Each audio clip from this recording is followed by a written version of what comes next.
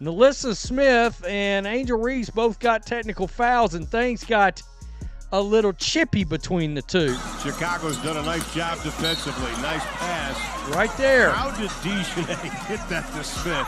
That was in our line of sight. There wasn't any daylight. Yeah, the speed and accuracy of that pass. Now we got some chippiness. Smith and Reese jawing at each other. The Women's National Basketball Association is currently grappling with a serious issue regarding player behavior and league management. The recent clash between Chicago Sky's Angel Reese and Dallas Wings' Nalyssa Smith, which led to both players receiving double technical fouls, has sparked tough questions about the league's ability to uphold professional conduct. This confrontation, coupled with rising concerns over aggressive physical play and Caitlin Clark's injury, reveals a worrying pattern of escalating tensions that could ultimately harm the reputation and integrity of women's professional basketball. Charles, Give me that! Jesus, dude, when Nalyssa Smith is doing that to you, you know you just aren't ready for it, man. When Nalyssa Smith is D'ing you up, blocking her shot, folks, Angel, you cooked her up last year. What happened? The latest controversy in the WNBA's ongoing conduct issues unfolded during the Chicago Sky's 94-83 win over the Dallas Wings, when Angel Reese and Nalyssa Smith got into a heated confrontation that forced teammates and referees to step in. The incident happened with just over 4 minutes left in the fourth quarter, right after Reese fouled Smith, sending her out of bounds. What started as a routine play quickly spiraled into a much bigger problem, raising serious concerns about the league's image and its handling of player safety. By the way, this started off by Nalyssa Smith going for a rebound and Angel just shoving her. Just shoving her and then complaining to the refs. And by the way, I don't blame Angel Reese for, shoving people and expecting to get away with it. The referees have shown that you are allowed to shove people and get away with it. Like, that is a given. So, after the foul was called, Reese challenged the referee's decision, which prompted Smith to walk past her and throw a comment that sparked the clash. Instead of letting the officials take control, Reese responded by trading words with Smith, escalating into a face-to-face showdown that forced teammates to step in and break it up. Both players were handed technical fouls for their part in the dispute, but this episode highlights a bigger problem: lack of effective league oversight and accountability among players. Now, if I was to take bets in this, Nalyssa Smith versus Angel Reese, I'm putting all of my $2.47. I'm putting all of that on Nalyssa Smith. All right, I'm not sure it would be even close. Like, I'm not sure Angel Reese would actually want that to turn into something where hands are involved. This confrontation wasn't just a one-time flare-up fueled by competitive intensity. It's part of a longer pattern of tension between these two players. Reports reveal that Reese and Smith have been exchanging words since the 2024 season, back when Reese was a rookie and Smith was still with the Indiana Fever. This history points to a bigger issue. The WNBA hasn't effectively managed ongoing personal conflicts, allowing them to boil over into public incidents that tarnish the league's image. Last year, was it the Indiana Fever on the jersey that made you go extra hard? Was it that other player on that team that was like, oh, that 22, oh, I really want to show her something? Is that what really made it?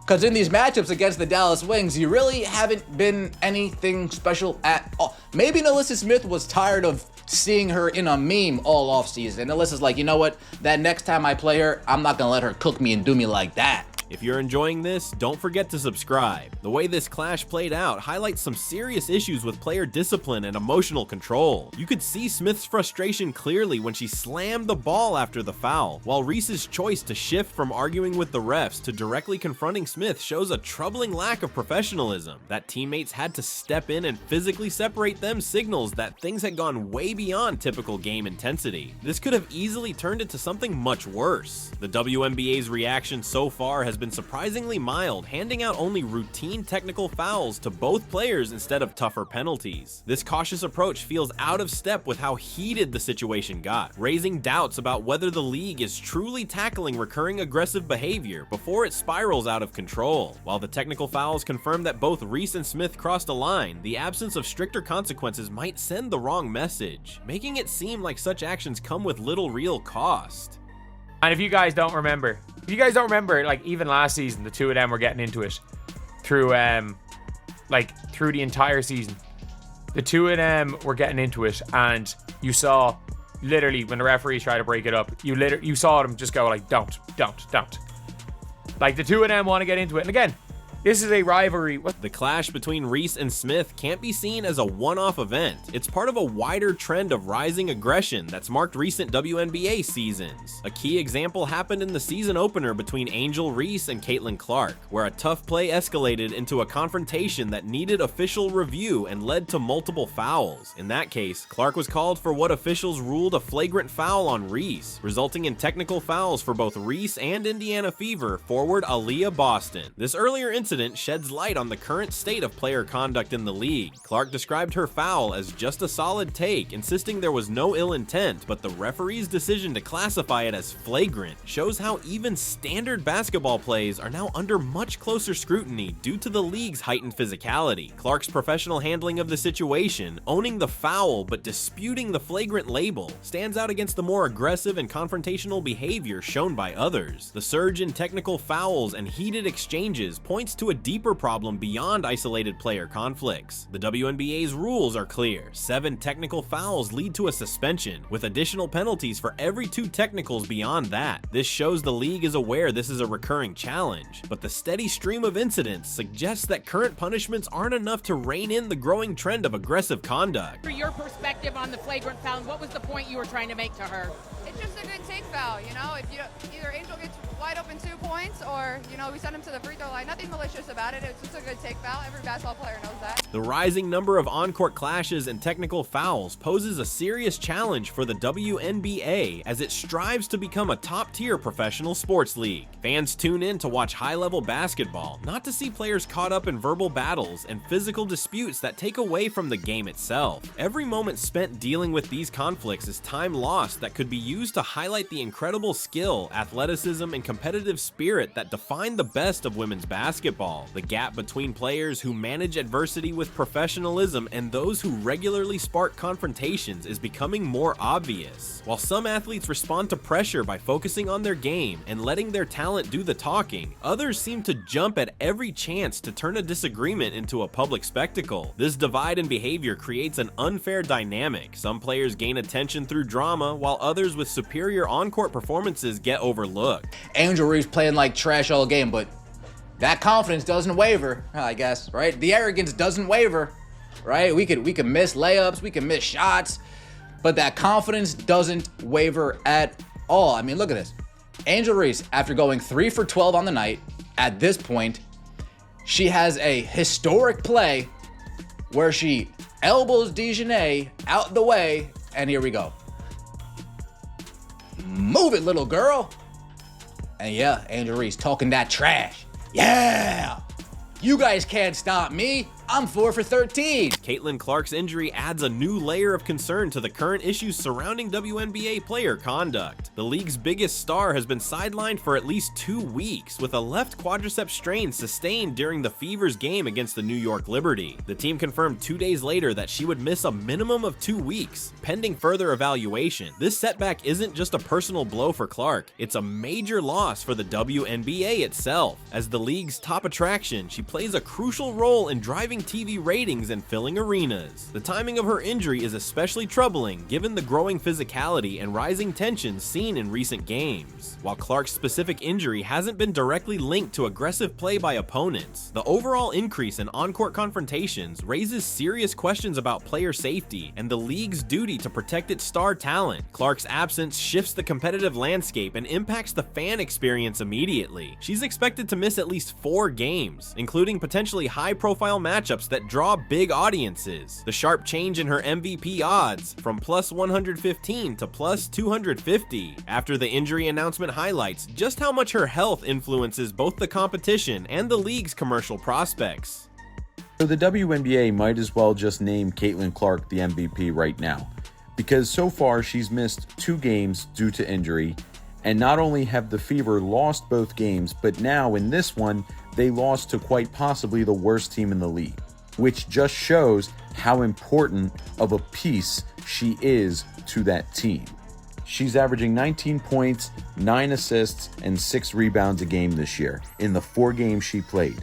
She is super important to that team, and it's proving it that she is the most valuable player on that team. The clear difference between Caitlin Clark's professional handling of on-court situations and the more confrontational attitudes displayed by some other players has become more obvious as this season unfolds. In the heated exchange with Angel Reese, Clark was quick to clarify that her foul was unintentional and just part of regular gameplay. This level-headed approach reflects the kind of maturity expected from top athletes when dealing with conflicts on the court. Clark's willingness to accept responsibility while explaining her actions highlights a standard of professional communication that other players would do well to follow. Her injury and time away from the game also underscore how crucial it is to protect players who positively shape the league's reputation and drive its commercial success. While Clark stays focused on her game and upholds professional conduct, some players seem more interested in creating viral moments and stirring controversy. Though this may grab short-term attention, it ultimately harms the credibility of the sport. Clark's ability to consistently pack arenas and boost TV ratings without resorting to drama proves that true success in women's basketball is built on skill and dedication, not manufactured conflicts. Be out for a couple weeks. Let's see how viewership does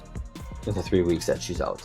Let's see how ticket sales go when she's out. Let's see how the WNBA as a whole comes out. Because I think they're trying to make a message to the WNBA that, hey, look, we don't necessarily have to put this woman on a pedestal. Like, she doesn't need to be treated like Jesus, Mary, Mother of God, anything like that. But I think if the WNBA wants to go in the right way with these CBA negotiations and getting bigger and more prominent, they need to embrace change, and she is good change for the WNBA. The WNBA's disciplinary system is designed to give players several chances to correct their behavior before facing harsh penalties. However, the ongoing spate of confrontations and technical fouls suggests that the current punishments might not be strong enough to discourage bad conduct. The fact that players like Angel Reese keep getting involved in heated incidents despite past warnings points to a gap in how effectively these measures address repeated aggressive actions. One of the biggest problems with enforcing discipline in the WNBA is the inconsistency in how officials and league leaders handle similar situations. While teams can lose draft picks and coaches may be suspended for breaking workplace rules, players who repeatedly engage in on-court conflicts often receive relatively light punishments. This imbalance in penalties reveals a misalignment in the league's priorities. Relying on referees to call technical and flagrant fouls during games adds another layer of unpredictability, as these decisions are subjective and can change depending on the officiating crew or game circumstances. This inconsistency undermines the effectiveness of disciplinary policies and leaves players unclear about what behavior will be tolerated. The league's reluctance to impose stricter consequences for repeated aggressive conduct, like in Angel Reese's case, raises serious concerns that short-term buzz and drama are being valued more than long-term professionalism and the overall integrity of the WNBA.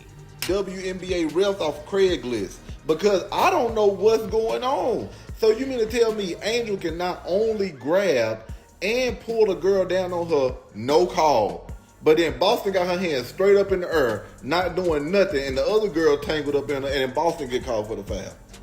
It's obviously an agenda out on Indiana Fever. Even with Caitlin sitting on the bench, they still doing this.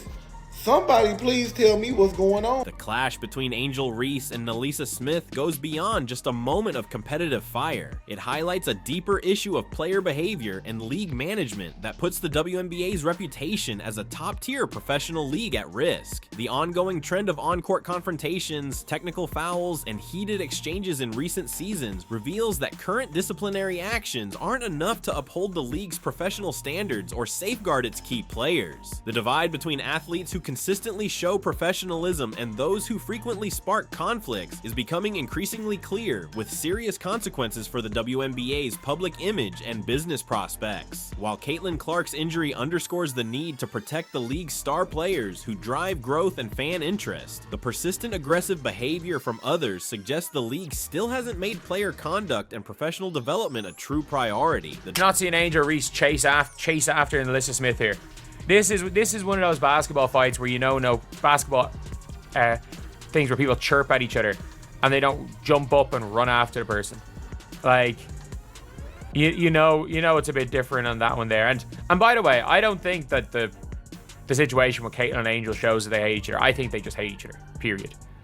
I think they just hate each other in general. WNBA is at a pivotal crossroads, facing a pressing need to tackle rising issues with player behavior before they threaten the league's long-term reputation and success. Strengthening disciplinary actions, ensuring consistent application of existing rules, and investing in comprehensive player development are all vital steps in raising the bar for professionalism. How the league handles recent controversies will shape whether the WNBA cements its status as a top professional sports organization or continues to be distracted by manufactured drama that overshadows the incredible talent and skill that define women's basketball at its best. The era of half-hearted responses and uneven enforcement must end. The WNBA has to decide if it will allow disruptive conduct that draws short-term attention or set clear professional standards that build lasting credibility and growth. The league's most successful and marketable stars have proven that elite performance and professionalism go hand in hand, setting a clear example of what should be expected from every player in women's professional basketball.